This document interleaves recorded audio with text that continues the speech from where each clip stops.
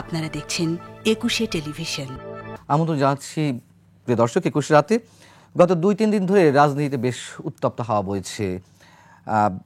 একদিন আগে গত বুধবার বিবিসির সঙ্গে একটি সাক্ষাৎকারে মির্জা ফখরুল ইসলাম আলমগীর কি বলেছেন আপনারা সবাই শুনেছেন। সরকারের নিরপেক্ষতা নিয়ে প্রশ্ন তুলেছেন এবং তিনি বলেছেন যে সরকার যদি নিরপেক্ষ নাই হয়ে থাকে তাহলে এই সরকারের অধীনে কোনো ধরনের নির্বাচনও নিরপেক্ষ হতে পারে না। তার তীব্র প্রতিক্রিয়া জানিয়েছেন সরকারের যারা ছাত্র প্রতিনিধি হিসেবে উপদেষ্টা পদে রয়েছেন তাদের যে তীব্র প্রতিক্রিয়া, তার পাল্টা প্রতিক্রিয়া আবার রিজভী আহমেদ তিনিও নানান ধরনের মন্তব্য করেছেন শুক্রবার। এবং 2 দিন আগে জিয়াবাদও চলবে না এমন ধরনের মন্তব্য করেছেন জাতীয় নাগরিক কমিটির নেতারা। সবগুলো নিয়ে এখন রাজনীতি বেশ উত্তপ্ত। আসলে কোন দিকে যাচ্ছি আমরা, এইসব বিষয় নিয়ে আমরা কথা বলবো। এই বিষয়ে আলোচনার জন্য আমাদের 21 স্টুডিওতে আজ উপস্থিত রয়েছেন গণ অধিকার পরিষদের সাধারণ সম্পাদক রাশেদ খান। আমাদের সঙ্গে যুক্ত হবেন জাতীয় নাগরিক কমিটির যুগ্ম আহ্বায়ক আরিফুল ইসলাম। রাশেদ খান, মির্জা ফখরুল যে মন্তব্য করেছেন আপনারা তার সঙ্গে একমত কিনা? সরকারের নিরপেক্ষতা নিয়ে প্রশ্ন তুলেছেন।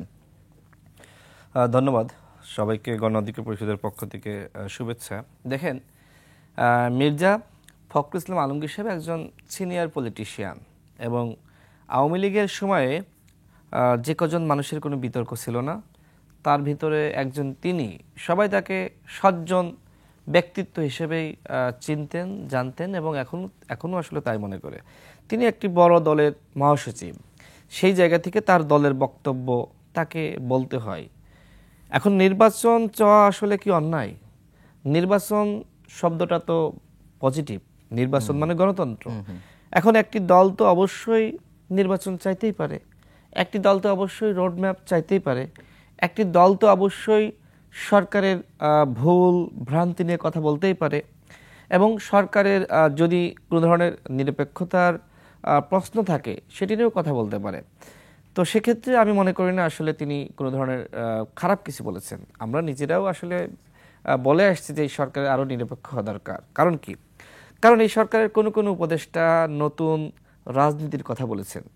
এই সরকারের কোনো উপদেষ্টা বলেছেন যে 53 বছর ধরে রাজনৈতিক দলগুলো কিছু করতে পারেনি। এই সরকারের উপদেষ্টারা এক একজন নির্বাচন নিয়ে এক এক ধরনের বক্তব্য দিয়েছেন। কেউ বলেছেন যে আমরা 25-এই নতুন সরকার পাচ্ছি, কেউ বলেছেন 25 ডিসেম্বরে, আবার 26 জানুয়ারিতে, আবার কেউ বলছেন যে 26 মাঝামাঝি। এই যে উপদেষ্টাদের নানানমুখী বক্তব্য এবং নানানমুখী আচরণ, এটা তো একটি দলকে অবশ্যই সন্দেহ সংশয়ের মধ্যে ফেলাই। এবং আরেকটি সংকট কিন্তু আছে, সেটি কি? দেখেন, এখনো পর্যন্ত এই 5.5 মাসে দেশটা স্থিতিশীল করা যায়নি। যারা আওয়ামী লীগের অপরাধী ছিল ওয়ার্ড, উপজেলা, জেলা পর্যায়ে এবং বিভিন্ন শিক্ষা প্রতিষ্ঠানে বলেন, আওয়ামী লীগ, ছাত্রলীগ, যুবলীগ যারা ছিল তাদেরকে কিন্তু ধরা যায়নি। আমি আমার নিজের জেলা ঝিনাইদহ, সেখানে গিয়েছি, আমি দেখলাম যে এখনো পর্যন্ত আওয়ামী লীগের উৎপাত। আমি হাসপাতালে গিয়েছিলাম, সেখানে গিয়ে দেখলাম যে একজন বিএনপির কর্মী, একজন জামাতের কর্মী, তাদেরকে কোপানো হয়েছে, জখম করা হয়েছে। তারা আমাকে বললেন যে আওয়ামী লীগ এই কাজটি করেছে, তারা এই কথা বললেন। তো যাই হোক, আওয়ামী লীগ কিন্তু একটি বড় দল।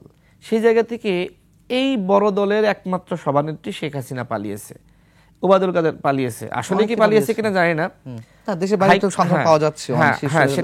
হাইকমান্ডের অনেকে কিন্তু এখনো পর্যন্ত গ্রেপ্তার হয়নি, শেখ পরিবারের একজনও গ্রেপ্তার হয়নি, আওয়ামী লীগের জেলা, উপজেলা, ওয়ার্ড পর্যায়ে যারা অপরাধ করেছে, অন্যায় করেছে, তারা গ্রেপ্তার হয়নি। এই যে আওয়ামী লীগকে আপনি ধরতেছেন না। আপনি দেখেন যে আওয়ামী লীগের তালিকায় ডিসিএসপি আপনি নিয়োগ দিলেন, সচিবালয়ে আওয়ামী লীগ, পুলিশে আওয়ামী লীগ, প্রত্যেকটা জায়গায় আওয়ামী লীগ। একমাত্র আওয়ামী লীগের শেখ হাসিনা পালিয়েছে, বাকি পেতার তারা কিন্তু ঘুরে ঘুরে বেড়াচ্ছে। এই যে আপনি দেশটা কেন নিয়ন্ত্রণ করতে পারছেন না, আপনি বুঝতেছেন? আমাদের স্বরাষ্ট্র উপদেষ্টা ফাংশন করছে না, তিনি কাজ করছেন না। পুলিশ কিন্তু ফাংশন ঠিক মতন করছে না। আমি গ্রামে গিয়ে দেখেছি যে পুলিশ ঠিক মতন ফাংশন করছে না। তো এই জায়গায় এই সমস্যাগুলো সমাধান না করে আমরা দেখছি যে আসলে উপদেষ্টারা নানানমুখী বক্তব্য দিচ্ছে। এই উপদেষ্টাদের নানানমুখী বক্তব্য, নানানমুখী তৎপরতা, এই কারণে কিন্তু সন্দেহ সংশয়টা বাড়ছে। এখন দেশ যদি এই অন্তর্বর্তীকালীন সরকার চালাতে ব্যর্থ হয় তখন কি হবে? তখন আরেকটি 1-11 হবে। তখন আবার সেনাবাহিনী স্বাভাবিকভাবে ক্ষমতা তারা না নিতে চাইলেও বাধ্য হয়ে নিতে হবে। কারণ কি? নির্বাচন তো দিতে পারতেছে না। সুতরাং নির্বাচন যদি না দিতে পারে, একটি সংকট সামনে আসে, তখন তো আরেকটি 1-11 হতে পারে, সেনাবাহিনী ক্ষমতা টেক ওভার করতে পারে। এই ভয়, এই সংশয় তো বিএনপির মতন একটি বড় দলের মধ্যে থাকতেই পারে। সেই জায়গা থেকে তারা কি বলছে, তারা বলছে যে আমরা সরকারকে ব্যর্থ করতে চাই না, আমরা চাই এই সরকার সফল হোক। এই সরকার ব্যর্থ হওয়া মানে কিন্তু মির্জা ফখরুল ইসলাম আলমগীর যিনি বলেছেন স্পষ্টভাবে যে কোনো কোনো ক্ষেত্রে নিরপেক্ষতার ঘাটতি রয়েছে বা সরকার নিরপেক্ষতার পরিচয় দিচ্ছে না, এটিকে তো আপনি নিশ্চয়ই সমর্থন করছেন, কিন্তু কেন নিরপেক্ষতার প্রশ্ন উঠছে?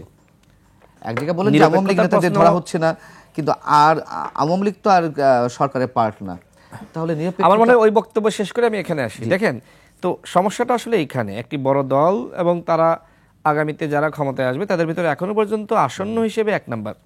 তো সেই জায়গায় তারা যখন মনে করছে যে এই সরকার ব্যর্থ হলে, নির্বাচন হওয়ার আগে যদি ব্যর্থ হয়, তখন তো আরেকটি 1-11 হবে, তখন তো সেনাবাহিনী ক্ষমতা টেক ওভার করবে, তখন তো গণতন্ত্র ধ্বংস হয়ে যেতে পারে। সেই জায়গা থেকে তারা নির্বাচনের বিষয়টা তারা বলছে। এটি হতে পারে তাদের আসলে দলীয় স্ট্যান্ড, সরকারকে চাপে রাখার জন্য, বা অন্যান্য যে গোষ্ঠী, তৃতীয় শক্তি যারা আসলে ক্ষমতা টেক ওভার করার একটি ধান্দার মধ্যে রয়েছে, হ্যাঁ, তাদেরকেও একটি মেসেজ দেওয়া যে আমরা কিন্তু মাঠে আছি। বা আওয়ামী লীগ যে ক্ষমতা দখল করতে পারে, এটা আওয়ামী লীগ তো কামব্যাক করতে পারে, অনেকেই যেটা বলছে, কারণ হাসিনা পালিয়ে গেলেও তো হাসিনার পেতার তারা রয়ে গেছে সর্বত্র। সুতরাং এখানে আওয়ামী লীগ যে আবার ফিরে আসবে না তার নিশ্চয়তা কি? এনিহাও যে কোনো একটা সিচুয়েশন তৈরি হলে তো আওয়ামী লীগ ফিরে আসতে পারে, যে কোনো সিচুয়েশন তৈরি হলে আওয়ামী লীগ অবশ্যই ফিরে আসতে পারে। তো আপনি যে দ্বিতীয় প্রশ্ন করলেন যে নিরপেক্ষতা, দেখেন মূলত সমস্যাটা আসলে কোথায় হয়েছে? সমস্যাটা হলো যে ছাত্রদের 3 জন প্রতিনিধি আসলে সরকারে রয়েছে এবং সেই ছাত্ররা একটি দল গঠন করতে চাচ্ছে। আরেকটি সামাজিক সংগঠন গঠিত হয়েছে, জাতীয় নাগরিক কমিটি। দেখেন অভ্যুত্থানের পরে অনেকগুলো সংগঠন গঠিত হয়েছে, অভ্যুত্থানের পরে কোনো একটি সংগঠনের এতটা গুরুত্ব পায়নি মিডিয়ার কাছে, সরকারের কাছে, জনগণের কাছে। একমাত্র জাতীয় নাগরিক কমিটি ব্যাপক গুরুত্ব পেয়েছে। কেন? এবং এমনকি দেখেন যখন আমাদের রাজনৈতিক দলগুলোকে আমাদের দাওয়াত দিচ্ছে, সেখানে কোনো একটি সামাজিক সংগঠনকে ডাকছে না, একমাত্র জাতীয় নাগরিক কমিটিকে ডাকছে। তো সেই জায়গায় আপনার একটি সন্দেহ সংশয় রয়েছে যে ছাত্ররা একটি অংশ সরকারে রয়েছে আর একটি অংশ দল গ্রহণ করবে। সুতরাং আগামী নির্বাচনে তো বিষয়টা এরকম হয়ে গেল যে হাসিনার অধীনে নির্বাচন। আমরা তো এই সময় বলেছি যে শেখ হাসিনাকে ক্ষমতায় রেখে কোনো নিরপেক্ষ নির্বাচন হতে পারে না। এখন অন্যান্য দল বলেন, বিএনপি বলেন, যারা রয়েছে তারা মনে করছে যে ছাত্ররা যদি একদিকে দল গঠন করে অন্যদিকে ক্ষমতায় থাকে তাহলে তো নির্বাচনের প্রভাব সৃষ্টি হতে পারে। এই সন্দেহ সংশয়ের জায়গা থেকে মূলত বলছে যে আপনারা দল গঠন করবেন, ভালো কথা, আমাদেরও একই কথা, দল গঠনের বিষয়ে আসলে কোনো আপত্তি নেই, কিন্তু কথা হলো যে কারা দল গঠন করবে, দল গঠনের প্রক্রিয়াটা কি হবে, সেটি কি আসলে কিংস পার্টির আদলে হবে নাকি শুধুমাত্র যারা বিপ্লবে অংশ নিয়েছে যে ছাত্ররা তারা সেই দল গঠন করবে? আমি শেষ করি আরেকটি বিষয়, সেখানে মূল বিষয় আমি আসছি ওই জায়গাটিতে একটু আরিফুল ইসলাম, আপনি জাতীয় নাগরিক কমিটির যুগ্ম আহ্বায়কের দায়িত্বে আছেন, নিঃসন্দেহে শীর্ষস্থানীয় অবস্থা রয়েছেন। এখন মির্জা ফখরুল ইসলাম আলমগীর যে কথাটি বলেছেন, সরকারি নিরপেক্ষতা নিয়ে প্রশ্ন তুলেছেন এবং আপনাদের দিকে ইঙ্গিত করেছেন সরকারের ছাত্র উপদেষ্টার সঙ্গে আপনাদের তো একেবারে অবশ্যই সম্পর্ক রয়েছে, এটা ওপেন সিক্রেট, যেহেতু ছাত্র প্রতিনিধি হিসেবে তারা উপদেষ্টা হয়েছে। আপনারা বৈষম্যবিরোধী আন্দোলন থেকে জাতীয় নাগরিক কমিটি গঠন করেছেন, সেখান থেকে রাজনৈতিক দল আত্মপ্রকাশ করতে যাচ্ছে। আপনার কাছে মনে হয় যে মির্জা ফখরুল ইসলাম আলমগীর একেবারেই ভিত্তিহীন কথাবার্তা বলেছেন, অথবা রাশেদ খান যে কথাগুলো বললেন সেগুলো কোনো যৌক্তিকতা নেই? ধন্যবাদ আপনাকে এবং 21 টিভির মাধ্যমে যারা দেখছেন সবাইকে জাতীয় নাগরিক কমিটির পক্ষ থেকে শুভেচ্ছা জানাচ্ছি। প্রথমে আপনি যেটি বলছেন যে ছাত্রদের যে প্রতিনিধি রয়েছেন সেই ছাত্র প্রতিনিধিদের সাথে আমাদের একটি ওপেন সিক্রেট সম্পর্ক রয়েছে। এখন এই সম্পর্ক হচ্ছে দীর্ঘদিনের একসাথে রাজনৈতিক পথ চলার, এটা তো শুধু আমার সম্পর্ক, এটা রাশেদ ভাইয়েরও সম্পর্ক রয়েছে, কারণ আমরা তাদের সাথে একই সাথে আগে পূর্বে রাজনৈতিক পথ চলা হয়েছে। ইভেন শুধু ছাত্র প্রতিনিধি নয়, এখন আমি যদি বলি যে মিনিমাম জনাব মির্জা ফখরুল ইসলাম আলমগীর তার ব্যাচমেট, ক্লাসমেট কিংবা হচ্ছে বলয়ের মিনিমাম 7 থেকে 8 জন রয়েছেন সরকারে। তাহলে শুধুমাত্র যদি ধরে যে ছাত্র প্রতিনিধির সাথে আমাদের একটা দূরবর্তী সম্পর্ক রয়েছে কিংবা হচ্ছে পরোক্ষ সম্পর্ক রয়েছে, সেটার ভিত্তিতে শুধু তাদেরকে আমাদের প্রতিনিধি ভাবে, তাহলে এইটা একটি অমূলক ধারণা। কিন্তু দ্বিতীয়ত বিষয় হচ্ছে কিন্তু বিএনপি, আমি একটু বলিনি, কিন্তু বিএনপির যারা রয়েছে বা বিএনপি পন্থী যারা রয়েছে তারা তো আর বিএনপির পক্ষে কাজ করছে না কথাবার্তায়। যেমন রাশেদ খান বলছিলেন, উপদেষ্টাদের মধ্যে থেকে অনেকেই বলছেন যে নতুন রাজনৈতিক দল গঠন করা হবে। আবার আমি নিজে জানি অনেকে অ্যাভয়েড করেছে, অনেকে বলেছেন যে এখনো সময় আসেনি, অনেকে বলেছেন যে জনগণের প্রয়োজনে বা তাদের চাহিদা মতে করা হতে পারে। নানান ধরনের ইকুয়েশন তো রয়েছে। তো সেই জায়গা থেকে তো যে হিসাবগুলো আসছে যে সরকার নিরপেক্ষতার প্রশ্ন দিতে পারছে না, সেই জায়গা থেকে আপনার বক্তব্য কি হবে? না, এখানে দেখেন পুরো একটি অভ্যুত্থান যে গণ অভ্যুত্থান হয়েছে, সে অভ্যুত্থানে শুধু কিন্তু এই তিনজনই নেতৃত্ব ছিল না, সেখানে আরও অনেক প্রাইম চরিত্রে কিন্তু আরও অনেক নেতৃত্ব ছিল। আপনি বাহিরে যারা আছে, বৈষম্যবিরোধী ছাত্র আন্দোলনের নেতৃত্বে আছে, ইভেন জাতীয় নাগরিক কমিটির সাথে যারা যুক্ত আছে এবং অন্যান্য রাজনৈতিক দলগুলোর নেতৃত্বে আছে, সেই জায়গার থেকে এখানে মূল বিষয়টি যেটি হচ্ছে যে এটা একটা তাদের আশঙ্কা কিংবা হচ্ছে তারা শুধু সংশয় করছে। কিন্তু আপনি দেখেন, আর জনাব আমাদের তথ্য উপদেষ্টা নাহিদ ইসলাম তিনি তার যে স্ট্যাটাস দিচ্ছেন সেখানে অবস্থান ক্লিয়ার করছেন, এবং একই সাথে যেহেতু ওই সময় ওই প্রক্রিয়ার সাথে আমারও একটা অংশগ্রহণের সুযোগ ছিল, সে জায়গা থেকে দেখেন যে এই যে উপদেষ্টা পরিষদ, প্রথম 5ই আগস্ট যে উপদেষ্টা পরিষদ যারা শপথ নিয়েছেন, এবং প্রত্যেক উপদেষ্টাদের নাম বিএনপির মহাসচিব থেকে শুরু করে জনাব তারেক রহমানের কাছে বাই নাম ধরে ধরে তাদের সাথে আলোচনা হয়েছে। তারা একজনের বিষয় যারা ওই দিন শপথ নিছে কিন্তু কোনোদিন আপত্তি করেননি। তাহলে এখন যদি তারা মানে যাদেরকে আপনি তারা দায়িত্ব দিয়েছে এবং সম্পূর্ণভাবে আলোচনার সাথে অংশী ছিল, এখন যদি সে এসে বলে 6 মাস পরে যে তারা নিরপেক্ষ থাকতেছে না, তারা একটা পক্ষের অংশগ্রহণ করছে, তো এইটা হচ্ছে এক ধরনের রাজনৈতিক রেটরিক জায়গা থেকে তারা তাদের এই বক্তব্যগুলো দিচ্ছে। কিন্তু রাজনৈতিক দল গঠন করবে বলতে বিষয়টা এরকম না। রাজনৈতিক দল গঠন সরকারে যারা আছে তারা উদ্যোগ নিবে, এইটা তারা কেন ভাবছে? বরং সরকারের বাহিরে যারা আছে, যে অংশটা আছে, তারা রাজনৈতিক দল উদ্যোগ নিবে।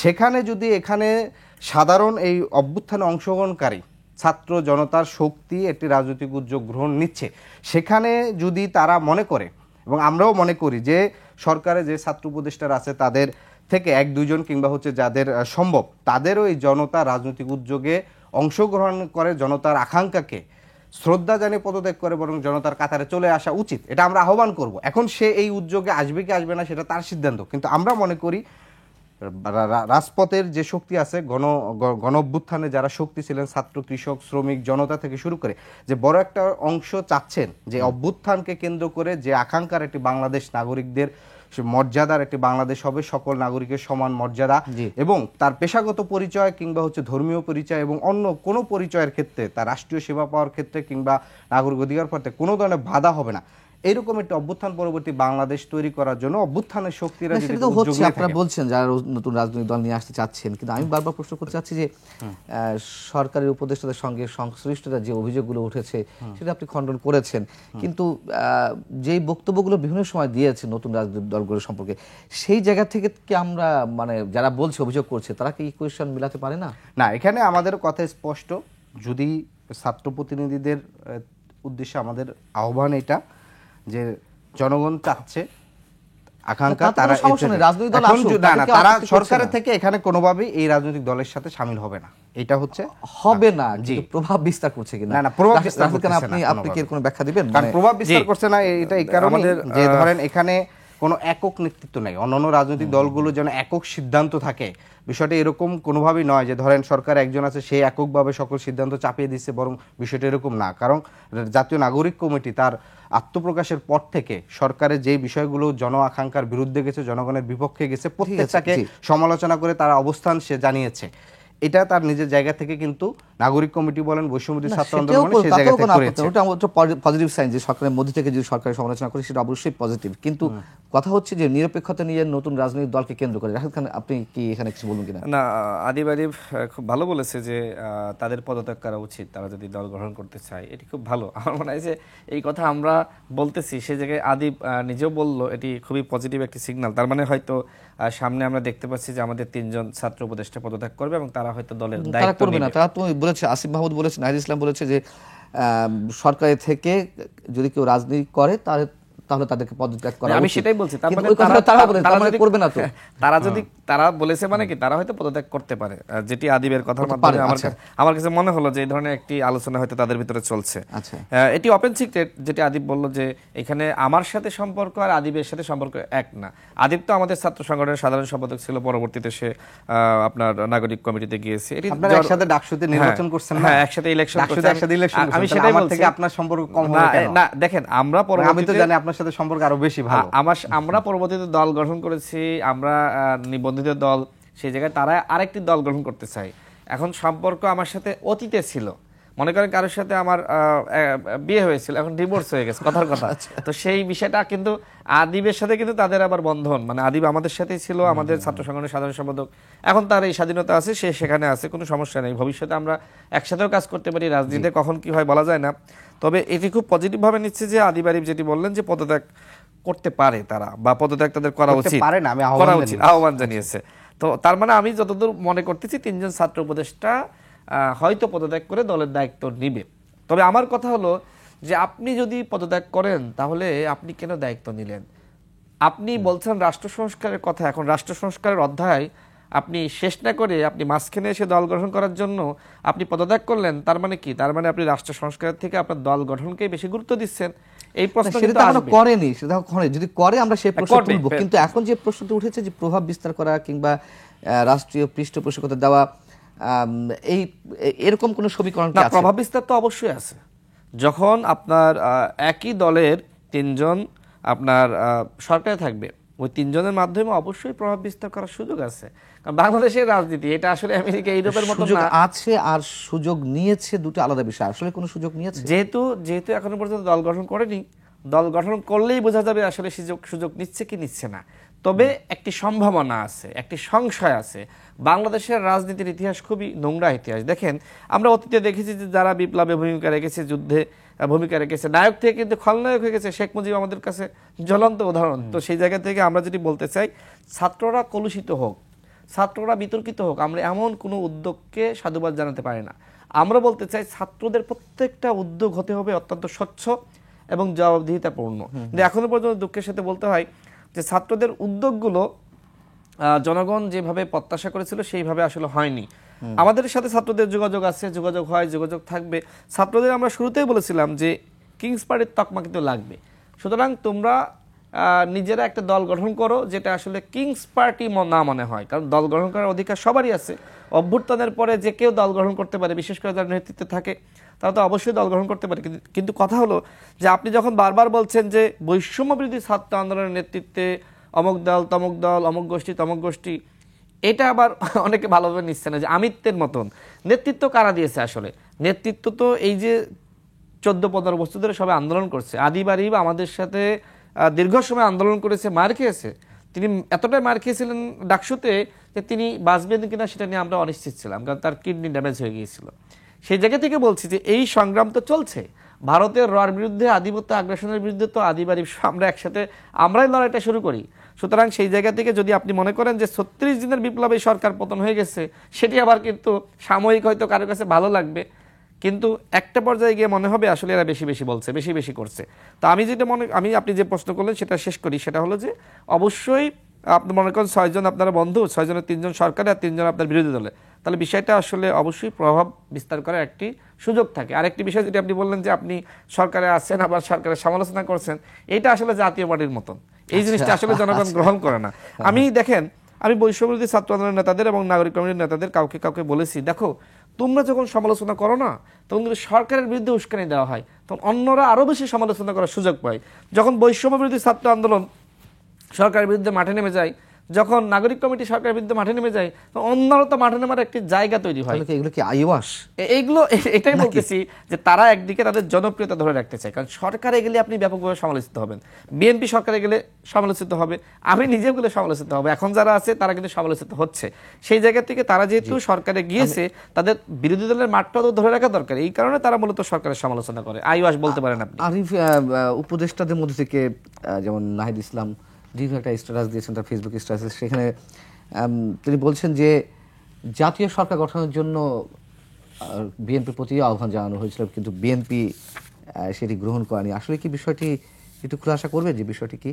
তার আগে রাশেদ ভাইয়ের কাছে আমি একটা কোশ্চেন রেখে যেতে চাই যে অভ্যুত্থান পরবর্তীতে যেটা করা উচিত ছিল, সেই উচিত কর্মর মধ্যগুলো থেকে রাজনৈতিক দলগুলো কি কি উদ্যোগ নিয়েছে, এটি একটি আমাদের প্রশ্ন। কারণ হচ্ছে যেহেতু তারা বারবার বলতেছে যে ছাত্রদের এটা করা উচিত ছিল, ঠিক আছে, তারা যেহেতু তাদের চোখে দেখতেছে ছাত্রদের এই উদ্যোগগুলো ভুল ছিল, কিন্তু রাজনৈতিক বিদ্যমান দলগুলোকে আমরা কিন্তু সেই না, প্রকার আদিবাড়ি উদ্যোগগুলো কিন্তু আমরা ওই দেখি সময় নাই। পর্যন্ত কিন্তু আমাদের সাথে ছিল, ঠিক আছে, অভ্যুত্থানের একদম সেই 5 জায়গা আগস্টের থেকে পরেও সে আমাদের সাথে ছিল, সেই 5 জায়গা আগস্টের পরে। থেকে সুতরাং এই প্রশ্ন আদিবাড়ি আমাকে করতে পারে না। না, সে আমি কিন্তু 5 আগস্টের পরে সে বলি না, আমি হঠাৎ বলছি করে কিন্তু সরকার জাতীয় গঠনের নাগরিক পর কমিটিতে থেকে গিয়েছে। তার আগ পর্যন্ত কিন্তু সে আমাদের হয়ে আন্দোলন করেছে, যে আমাদের হয়ে মাঠে ছিল। উদ্যোগগুলো নেওয়া উচিত ছিল, যে সকল রাজনৈতিক দলগুলো মিলে ঐক্যমত হওয়া, সরকার মিলে একসাথে ঘোষণাপত্র দেওয়া, এই আহ্বানগুলো তো আমরা 5 মাস পরে না, এটা তো আমরা অক্টোবরেই বলেছিলাম যে অল পার্টিস কাউন্সিল করে একটা ঘোষণাপত্র তৈরি করা হোক। সেখানে কিন্তু আহ্বান করার পরে রাজনৈতিক দলগুলোকে আমরা প্রপার উদ্যোগ দেখিনি। এক না, এটা আপনি যে কেউ বলে বিষয়টা না, আলাপ এটা কেউ বলে করছিলেন না, আমরা শুনি সেই না, আমাদের কাছে বিষয়টিতে আসে না জাতীয় এটা। সরকারের কথা আসেনি। না, এটা জাতীয় সরকারের কথা শুনুন ছাত্রদের না, পক্ষ না, থেকে জাতীয় সরকারের গোপনে আলাপটা আমরা শুধুমাত্র বলতেছি। বিএনপির সাথে আলোচনা করে তারা দেখেছে বিএনপি রাজি না, তারা বলছে I don't know what is happened, তারা বলছে বিএনপি রাজি হয়নি, এই কারণে আমরা রাজি হয়নি। তো বিএনপি ছাড়া কি আর দল নাই বাংলাদেশে? আপনারাও তো সেই এক কেন্দ্রিক সিদ্ধান্ত নিলেন, বিএনপি ছাড়া বাকিদের সাথে বসতেন, উন্মুক্তভাবে প্রেস ব্রিফিং করে বাকি বলতেন। দলগুলো তো তাদের অবস্থান এখন পর্যন্ত বিএনপি বাকি থেকে দলগুলোর আলাদা সাথে আপনি তো যাইনি, ক্লিয়ার করতে জানেনই। পারতেছে না বাকি অনেক দলের কাছে দলগুলো, আপনি গিয়েছেন, এবং clear কি করবে? আপনি না, আপনাদের কাছে আপনার মতন সবাই যা হবে? হয়ে গেছে। হবে না তো। না, আমরা আচ্ছা আমি অ্যানসারটা করার আমাদের দেই আগে। সাথে কি বিএনপির সাথে ভাই আসছে? যেটা জানতে চাইছেন আমরা তো জাতীয় সরকারের সেটা কথা হচ্ছে আমাদের যে, থেকে বেশি কেউ বলেছে, এটা কি বিএনপির দাবি? সুতরাং প্রথমত বিএনপির সাথে আমাদের সব বিষয়টা একমত হচ্ছে যে এরকম তো না। আপনার আরিফ, হ্যাঁ, অভ্যুত্থান পরবর্তীতে 5ই আগস্ট যে পরিস্থিতি ছিল, সেই পরিস্থিতির তে যেটা হইলো যে আমরা প্রথমেই দেখলাম যখনই শেখ হাসিনা এখান থেকে পলায়ন করতে বাধ্য হয়েছেন, তারপর পরই আর্মির থেকে একটি মিডিয়া তথ্য আসলো যে দুপুর 2টায় হচ্ছেন সেনাপ্রধান হচ্ছে জাতির উদ্দেশ্যে ভাষণ দিবেন, এবং সেই ভাষণ দেওয়ার পূর্বে আমরা যেটা দেখলাম যে বিদ্যমান সবগুলো রাজনৈতিক দলের নেতৃবৃন্দদেরকে তারা ডেকেছেন, এবং ডেকে তারা সেখানে একটি সিদ্ধান্ত নিয়েছেন, এবং সেখানে গুরুত্বপূর্ণ এই আন্দোলনে যারা নেতৃত্বে ছিল তাদের অনেককেই কিন্তু ডাকা হয় না, হয়তো ডাকা হইতে চেষ্টা করেছে, তারা হয়তো রিস্ক করতে পারে না, কিন্তু ওইখানে অংশগ্রহণকারী রাজনৈতিক দলগুলোর কেউ কেউ হয়তো বক্তব্য দিয়েছেন যে ছাত্র প্রতিনিধিদের নিয়েই কথা বলা উচিত কিংবা ডাকা উচিত। এবং আমরা যেটা দেখেছি যে বিদ্যমান রাজনৈতিক দলগুলো ছাত্র নেতৃবৃন্দ কিংবা হচ্ছে তাদের সকল আন্দোলনের স্টেক হোল্ডার তাদের সাথে একসাথে না বসে, বরং তারা হচ্ছে রাষ্ট্রপতির বঙ্গভবনে কিংবা হচ্ছে সেনাপ্রধানের ডাকে তারা চলে গেছেন। ফলে এই যে রাজনৈতিক দলগুলো জনগণের শক্তির উপর, যে জনগণরা হচ্ছে অভ্যুত্থান করেছে সেটার উপর না করে তারা সরাসরি চলে গেছে। বিএনপির উপর দোষ চাপানোর চেষ্টা চলছে, না, জাতীয় সরকারের মানে রাজি হয়নি।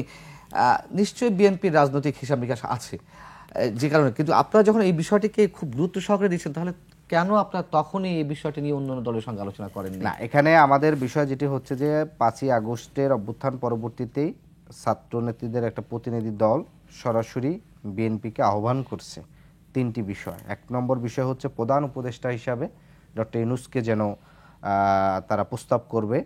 দ্বিতীয়ত হচ্ছে কোনোভাবেই আর্মি ব্যাট যেন কোনো ধরনের সরকার গঠন করা হয়নি, কারণ তখন মানে ওই সময়ের আমরা হচ্ছে তৎকালীন যে সেনাবাহিনী ছিল তাদের যে উদ্যোগটা দেখেছি সেটা নিয়ে আমরা তখন সুস্পষ্ট আমাদের ধারণা ছিল না। দ্বিতীয়ত বলা হয়েছে যে বিদ্যমান পরিস্থিতি তৈরি হয়েছে এবং আন্দোলনে যেহেতু সকল ফ্যাসিবাদ বিরোধী রাজনৈতিক দল এবং একই সাথে ছাত্র, কৃষক, শ্রমিক সবার একটা অংশগ্রহণ ছিল এবং সিভিল সোসাইটির একটা অংশগ্রহণ ছিল, এবং কারণ রাষ্ট্রের বেশ কিছু মন্ত্রণালয় চালাইতে হলে স্পেসিফিক এক্সপার্টাইজের প্রয়োজন আছে, সকলের অংশগ্রহণেই একটি সরকার করা হোক। সেই জায়গার থেকে বিএনপি তারা বলছে যে ডক্টর ইউনূসের বিষয়ে আমাদের কোনো আপত্তি নেই, এবং একই সাথে বিএনপি রাজনৈতিক দল হিসেবে তারা আলাদাভাবে হচ্ছে এই মুহূর্তে সরকারে অংশগ্রহণ করবে না, এবং হচ্ছে একই সাথে যে আপনারা নিজেদের লোভাতুর দৃষ্টির পরিচয় দেয়নি, যে লোভাতুর দৃষ্টির পরিচয়, বিষয়টি লোভাতুর দৃষ্টি না, বরং বিষয়টি হচ্ছে ওই সময় জাতির যে ক্রাইসিস ছিল, দেশের যে ক্রাইসিস ছিল, সেই ক্রাইসিসে নেতৃত্ব দেওয়ার একটা সিদ্ধান্ত ছিল। আমরা মনে করি সেই সিদ্ধান্ত নিতে বিএনপি হচ্ছে প্রপার সিদ্ধান্তটা নিতে পারেনি। এর পূর্বে আমরা অনেক সিদ্ধান্ত দেখেছিলাম যে সিদ্ধান্ত গ্রহণের ক্ষেত্রে তাদের এই দ্বিধান্বিত অবস্থান তৈরি হয়েছে, বরং আমরা মনে করি তারা যেহেতু এখন দাবি করছে সর্বোচ্চ রাজনৈতিক দল, সবচেয়ে শক্তিশালী রাজনৈতিক গুরুত্বপূর্ণ রাজনৈতিক দল, সেই জায়গার থেকে তাদের উচিত ছিল তাদের এখানে আহ্বান করাটা যে আপনারা সকল যে রাজনৈতিক দলগুলো আছেন এবং ছাত্র প্রতিনিধি আছেন আপনারা মিলে এই সরকারটা গঠন করে, কিন্তু তারা সেখান থেকে কি করেছে, তারা সেখান থেকে দায়িত্ব হস্তান্তরে সরে গেছে। না, নির্বাচন তো হচ্ছে নির্বাচন, তারা নির্বাচনের আয়োজন করতো, আমরা তো এখানে আর শুধুমাত্র সরকারের ছাত্র প্রতিনিধিদের সরকারে যাবে এই অবস্থান ছিল না, বরং তারা তাদের সেখানে প্রতিনিধি দিয়ে হচ্ছে জাতীয় সরকার করে, ওই জাতীয় সরকার যে সংস্কারগুলো করার প্রয়োজন সেগুলো সংস্কার করে তারপর একটি নির্বাচনের দিকে আগাতো। কারণ আপনি জানেন ওই মুহূর্তে আইন শৃঙ্খলা পরিস্থিতি কি ছিল, দেশের আর্থিক অবস্থা কি ছিল, কারণ তার পূর্বে টানা 15 বছর ফ্যাসিবাদ থাকার ফলে রাষ্ট্রের প্রত্যেকটি যে প্রতিষ্ঠান, যে সাংবিধানিক যে প্রতিষ্ঠানগুলো, সেই প্রতিষ্ঠানগুলো কিন্তু একেবারে দলীয়করণ করা ছিল। ফলে তারা সেই মুহূর্তে জাতীয় যে প্রয়োজনীয়তা ছিল সেই জাতীয় প্রয়োজনীয়তা তারা বরং সাড়া দেয়নি, সাড়া দিয়ে তারা বরং এখানে একটি রাজনৈতিকভাবে কৌশল নিয়েছে। রাজনৈতিক দলের প্রধান উদ্দেশ্য হওয়া উচিত দেশ ও জাতির মূল যে চাওয়াটা, সেই চাওয়াটার প্রতি খেয়াল রাখা, বরং তার দলীয় স্বার্থের দিকে শুধুমাত্র মনোনিবেশ করে হচ্ছে জাতীয় একটি সংকট তৈরি করে সেই সংকটে হচ্ছে নিজের প্রয়োজনীয়তা অনুভব করানোটা কিন্তু তার কাজ না। দ্বিতীয়ত বিষয় সংকট ঘনীভূত করছে। আমি এই উত্তরটি আপনার কাছে দেবো একটা ছোট বিরতি। আবার দর্শক ফিরছে একটা ছোট বিরতির পরে।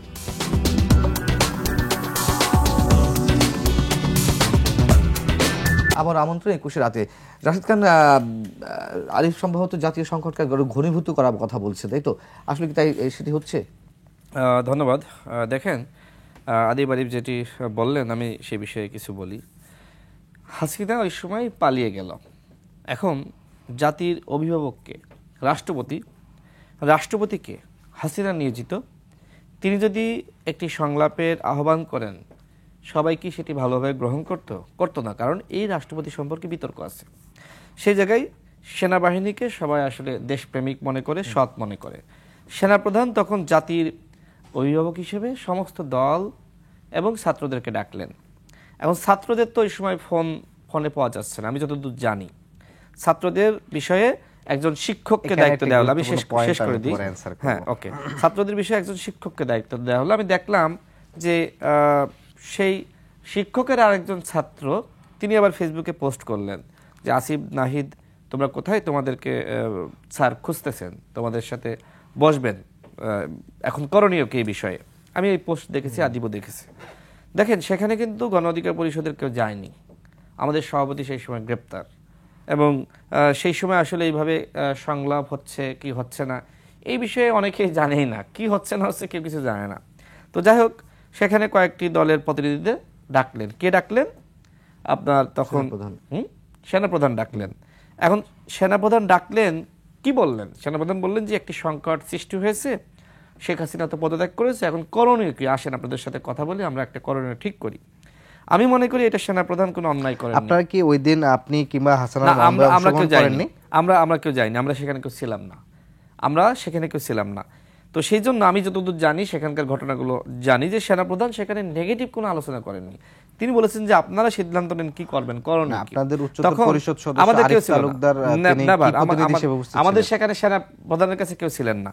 আমি শিওর হয়ে বলছি না, আরিফ তালুকদার সেখানে ছিলেন না। ওই দিন ছবি প্রকাশ করছেন, আমি আসতেছি, সেখানে আমি বলবো। সে আপনাদের গণ অধিকারের উচ্চতর পরিষদ সদস্য। আমি শেষ করি, মানে ক্লিয়ার হবে।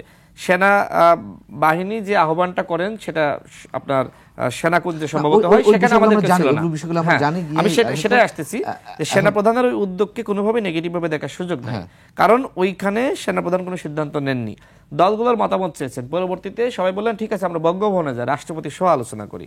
তো সেখানে কিন্তু নেগেটিভ আলোচনা একমাত্র জিএম কাদের করেছে, এবং প্রত্যেকেই বলেছে যে ছাত্ররা এই আন্দোলনের মূল স্টেক হোল্ডার, তাদেরকে বাদ রেখে কোনো আলোচনা করা যাবে না। ওগুলো মোটামুটি জানি। যে সেনা প্রধানের ওই উদ্যোগকে নেগেটিভ ভাবে দেখার কোনো সুযোগ নাই, এবং সেখানে কেউ 1-11 সৃষ্টি করতে চায়নি। সুতরাং ওই উদ্যোগ আমি ওই জায়গায় প্রশ্ন, আবার 1-11 অনগ্রিভেনকে ডেকে নিয়ে আসছে বিএনপি, ডেকে নিয়ে আসার সম্ভাবনা আর কি, সেরকম কোনো ঘটনা ঘটছে? প্রথমত দেখেন, জাস্ট আসাদ ভাইয়ের একটা পয়েন্ট আমি বলি, সেটি হচ্ছে যে সেনাবাহিনীর পক্ষ থেকে কিংবা তখনকার সরকারের যারা স্টেটের পক্ষ থেকে ছাত্র নেতৃত্বদেরকে রিস্ক করার চেষ্টা করেছে, তাদেরকে কাউকে ফোনে পায়নি, কিন্তু রাজনৈতিক দলের নেতৃবৃন্দদেরকে পেয়েছে। তার মানে রাজনৈতিক দলগুলো ওই অভ্যুত্থানের একেবারে চূড়ান্ত পর্যায়ে তারা কি ফোন নিয়ে বসেছিলেন ডাক পাওয়ার জন্য? ফোন ওপেন থাকতে পারে। তাহলে ছাত্র নেতৃবৃন্দ এমন এক সিচুয়েশনে ছিলেন যে তাদের ফোন তো ওপেন, দূরের কথা ফোন কোথায় ছিল সেই অবস্থান তারা ছিলেন না। এবং হচ্ছে নাহিদ ইসলাম কিংবা আসিফ মাহমুদ বেলা 1টা থেকে দুপুর 1টা থেকে আপনার অভ্যুত্থানের মূল যে জায়গাগুলো পল্টন, শাহবাগ, ঢাকা বিশ্ববিদ্যালয় এবং সংসদ ভবন এই এরিয়ায় ছিলেন, আমরা সহ উপস্থিত ছিলাম। তাহলে আপনি উদ্যোগ গ্রহণ করছেন শুধু ফোনে করে, আপনি তো রাজপথে আসলেই হচ্ছে আচ্ছা, আমরা পিছনে না যাই, আমরা সামনের দিকে যেতে চাই। আপনি এখন যেটি আসলে- বলেছেন যে এইখানে যে বিষয়টি আপনি বলছেন সেটি হচ্ছে যে দেখেন একটি দেশের যে স্টেকের হোল্ডার থাকে, রাজনৈতিক দলগুলো থাকে একটা অংশ, এখানকার সার্বভৌমত্বের জায়গায় দায়িত্বে থাকে সেনাবাহিনী, এবং একই সাথে এখানকার ইন্টারন্যাশনাল অন্যান্য যে সম্পর্কগুলো আছে সেগুলোর সাথে একটা সম্পর্ক, এবং আরেকটি হচ্ছে জনগণের একটা অংশ। এই যে চারটি অংশ যে থাকে সেখানকে থেকে যদি রাজনৈতিক দলগুলো যদি দুর্বল হয়, নেতৃত্ব শূন্য হয়, এবং রাজনৈতিক দলগুলো যদি সিদ্ধান্তহীনতায় কিংবা হচ্ছে রাজনৈতিক দল সঠিকভাবে ওয়ার্ক করতে না পারে, তখন অন্য যে শক্তিগুলো আছে, অর্থাৎ রাজনৈতিক দলগুলোর সাথে জনগণের সম্পর্ক থাকে, রাজনৈতিক দল এবং জনগণ মিলে কিন্তু পুরো স্টেটটা কিন্তু পরিচালনা করে রাজনৈতিক নেতৃবৃন্দ। কিন্তু সেখানে যদি রাজনৈতিক দলগুলো বিপদগামী হয়ে জনবিচ্ছিন্ন হয়ে যায়, তখন বাকি যে দুটি শক্তি আছে সেই দুটি শক্তি চেষ্টা করে রাষ্ট্র ক্ষমতা দখলের এবং রাষ্ট্রীয় পরিচালনার ক্ষেত্রে, যেটা আমাদের পূর্বের যে চেষ্টাগুলো আপনি দেখেছিলেন যে এখানকার যে অবস্থানগুলো হয়েছিল। অস্থিতিশীল কিভাবে করছে? বিএনপি মানে এখন অস্থিতিশীল, সরকারের বিভিন্ন জনের যা যা দাবি করছে বা ছাত্রদের মধ্য থেকে যা দাবি করা হচ্ছে সবকিছুর সাথে একমত পোষণ না হলে সেটি কি না না অস্থিতিশীলতা? না, এখানে একমত না হওয়ার বিষয় না। আপনার বিষয়টি হচ্ছে যে এই সরকারের লিগ্যাসি হচ্ছে সকল রাজনৈতিক দলগুলো তার প্রতি এক ধরনের নিঃস্বার্থ সমর্থন আছে, এবং একই সাথে অভ্যুত্থানের সরাসরি যারা নেতৃত্বে ছিল তাদের একজন অংশীজন আছে। ফলে এই অংশীজন যারা আছেন তাদেরকে যদি আপনি এখন নিরপেক্ষতার প্রশ্ন তুলে তাদেরকে পুরোপুরি সরকার থেকে আপনি যদি সরিয়ে ফেলতে চান, তাহলে এই সরকার কি হবে? তখন হচ্ছে তারা অন্য যে শক্তিগুলো আছে সেই শক্তিগুলোর এই সরকারের উপর ডিপেন্ড করার এবং সরকারকে নিয়ন্ত্রণ করার একটা জায়গা তৈরি হবে। তখন কিন্তু যেটি হবে যে যেহেতু এখান থেকে আওয়ামী লীগ একটি গণহত্যার দায় এখান থেকে উৎখাটিত, এবং তারা তৃণমূল পর্যায় থেকে অর্থাৎ ওয়ার্ড পর্যায় থেকে শুরু করে তাদের প্রধান দলীয় সভাপ্রধান কিন্তু এখান থেকে পলাতক। ফলে এখানকার যে রাজনৈতিক ভ্যাকুয়াম আছে শুধুমাত্র বিএনপি।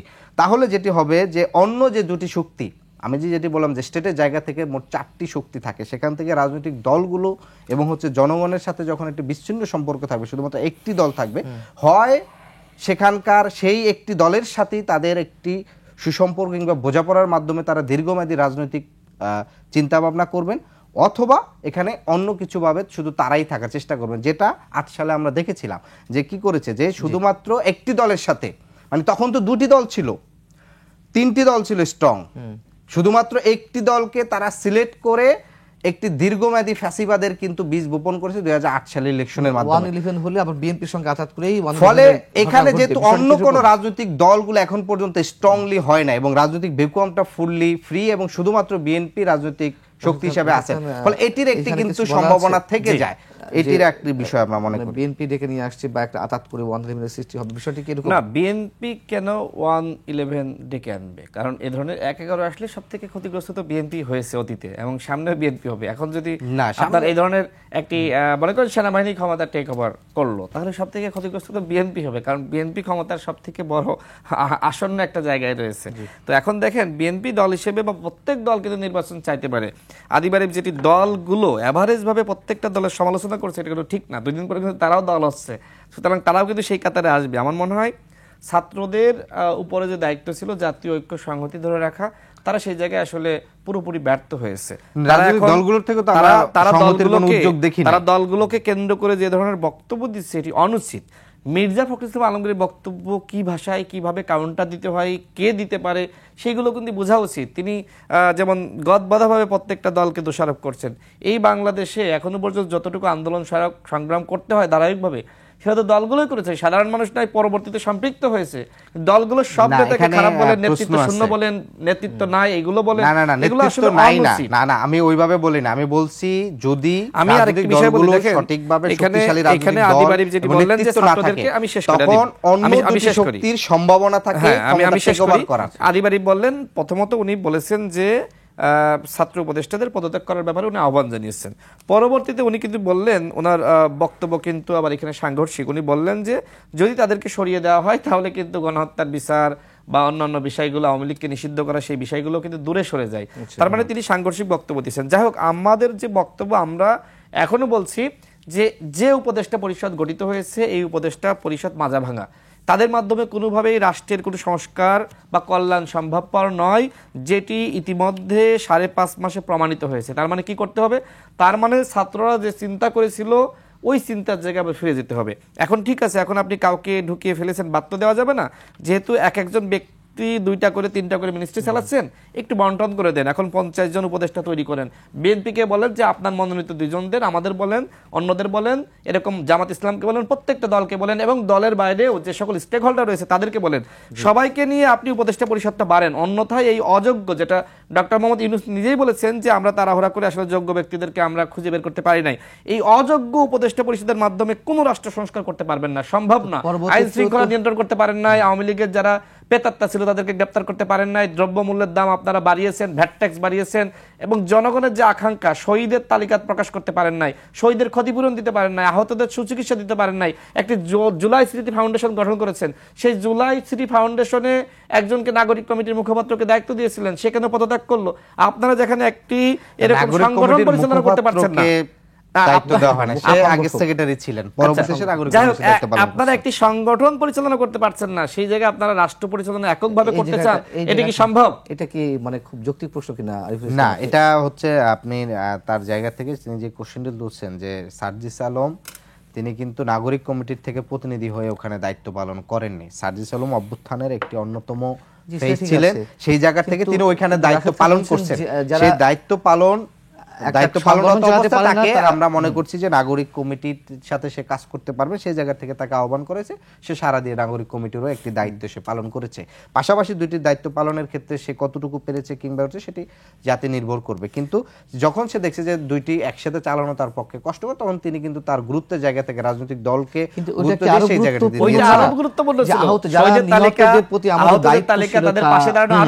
শ্রদ্ধা রয়েছে, তাদের নিহতদের প্রতি শ্রদ্ধা রয়েছে, যারা আহত তাদের দেখভালের দায়িত্ব রয়েছে। না, তাদের দেখভালের দায়িত্বের জায়গা থেকে তিনি তো ওখানে ধরে রাখেননি, বরং তিনি এটা উন্মুক্ত করে দিচ্ছেন। এখন আরো অন্য যারা এক্সপার্টিস আছে তারা সেই দায়িত্বটি পালন করবে।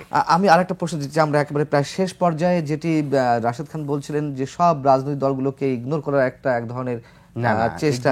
আচ্ছা, জিয়াবাদও চলবে না। আমি যেহেতু 2-3 দিন আগে আলোচনা, তারপর একটু প্রসঙ্গক্রমে আসছি, মুজিববাদ চলবে না সেই ঘোষণা দিয়েছে, এখন জিয়াবাদও চলবে না। তাহলে আর আমরা বলছি না যে জিয়াবাদ বা মুজিববাদই রাখতে হবে, কিন্তু কেউ না কেউ কোনো না কোনো রাজনৈতিক দল তো একটা মতবাদে বিশ্বাসী, তাহলে কোন মতবাদ থাকবে?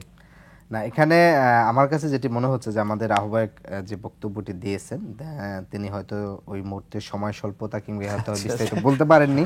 আমাদের কাছে যেটি মনে হচ্ছে তার ব্যক্তিগত মন্তব্য না, সেটি আমি সেভাবে বলবো না। বিষয়টা হচ্ছে জিয়াবাদ বলতে তিনি যেটি বলেছেন যে আমাদের এখানে বিদ্যমান রাজনৈতিক দলগুলো, মানে বিদ্যমান বলতে বড় যে 2টি রাজনৈতিক দলগুলো, তারা কিন্তু একটি ব্যক্তিকেন্দ্রিক, একটি ব্যক্তির যে আদর্শ, তার যে হচ্ছে রাজনৈতিক দর্শন, সেটির উপর নির্ভর করেই কিন্তু পুরো রাজনৈতিক কর্মসূচি কর্মকাণ্ডগুলো কিন্তু পরিচালনা করে থাকেন।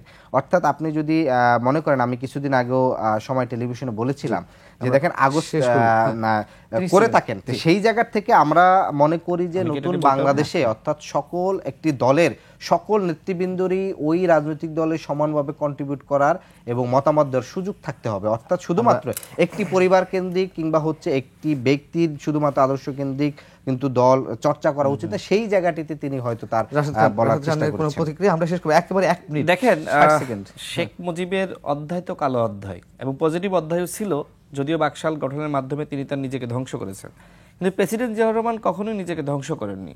তিনি স্বাধীনতার ঘোষণা দিয়েছেন, পরবর্তীতে আপনার সেনা এবং জনতার যে বিপ্লব, সেই বিপ্লবের মাধ্যমে তিনি বসেছিলেন। কিন্তু তাকে নিয়ে এ ধরনের সমালোচনা ঠিক না। তাকে আসলে জিয়াবাদ শব্দ বাংলাদেশে আমরা কখনোই শুনি নাই, নতুন করে আসলে বিতর্ক করা দরকার, তাই এ ধরনের একটি শব্দ নাগরিক কমিটির আহ্বায়ক তিনি এনেছেন। আমার মনে হয় এই ধরনের শব্দ চয়ন ঠিক না। প্রেসিডেন্ট জিয়াউর রহমানকে নিয়ে আসলে কোনো বিতর্ক আমরা শুনি নাই, সুতরাং তাকে আসলে ওই বিতর্কের ঊর্ধ্বে তিনি ছিলেন, তাকে ওই বিতর্কের ঊর্ধ্বেই রাখা উচিত, বরং তাকে নিয়ে যারা বিতর্ক সৃষ্টি করবে তারাই বিতর্কিত হবে। অনেক ধন্যবাদ রাশেদ খান আপনাকে, ধন্যবাদ আরিফুল ইসলাম আপনাকেও। দর্শক, শেষ করছি, এই ছিল আজকে আলোচনা। ভালো থাকুন, শুভরাত্রি।